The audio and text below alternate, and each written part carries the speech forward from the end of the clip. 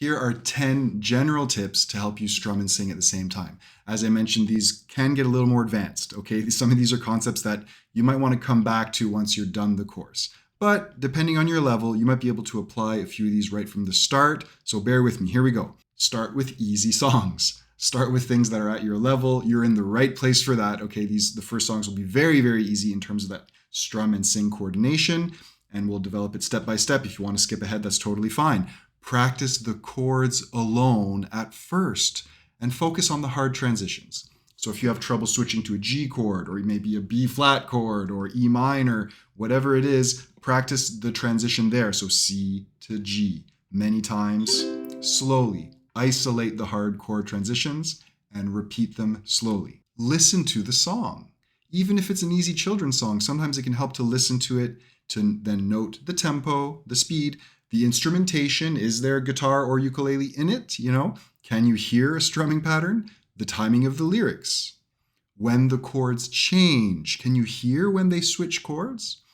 And again, whether or not there's a strumming pattern that you can latch onto and try to copy. So you want to notice these things. Even if there's no ukulele or guitar, we can come up with a strumming pattern that will really fit.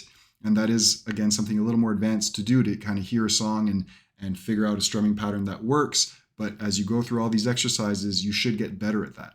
Real quick, this is just one of the 40 plus step-by-step lessons from my new Ultimate Ukulele Strumming course. Learn to strum and sing with confidence. Check it out with the links in the description and the pinned comment. Thanks for your support. Even a simple like and subscribe really helps. Now let's get back to it. Figure out the harmonic rhythm. So how long each chord lasts. Again, this can be tricky, but you should start to be able to notice when does a chord change. Sometimes a chord will last one measure, 4 beats, or 2 measures, 8 beats long, or even 4 whole measures on the same chord. So you want to be able to notice this, and that's really the key to knowing when to switch chords. Is you can check the recording and notice, oh, the chord starts there and it stays on that same chord for a long time, or it switches quick. Sometimes there's only 2 beats on a chord, so you want to be able to notice these things. Again, you'll get better at this kind of thing with time. This is a form of ear training. You want to practice your strumming patterns without singing. I mentioned that before in the previous lesson, but it's important. Just repeat the pattern, maybe with counting, maybe not, but just repeat that rhythm in a nice steady way to anchor it, to really make it so comfortable that you can do it while singing, or do it in your sleep, so to speak. And also, this is a step that is often overlooked. Sing the song along with the recording without playing. Put your ukulele down and listen to the recording and sing along. That'll help lock in the rhythm, the correct pitches to sing, how to sing it as best you can, and just focus on the vocals. Maybe some songs might be kind of high for you to sing and will require practice. Maybe the timing, you think you know it, but you realize that, oh, I'm singing that chorus with a different rhythm or something like that. It also helps to learn some of the chords of whatever song you're working on by heart. So maybe even just the verse. Learn the chords from the verse, the first 4 chords by heart. Practice that progression. Or the chords from the chorus. Learn those by heart.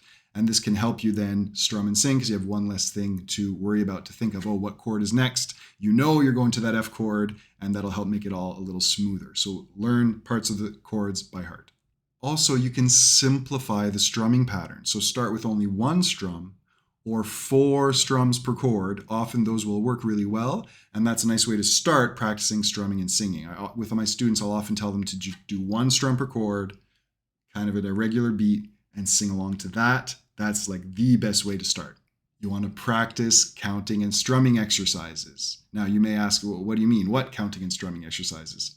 Stick around. There's a bunch of those coming up. They'll get a little tricky, but they will really help you develop a strong sense of rhythm and coordination. Okay, so stick with me, and your rhythmic understanding will really, really improve.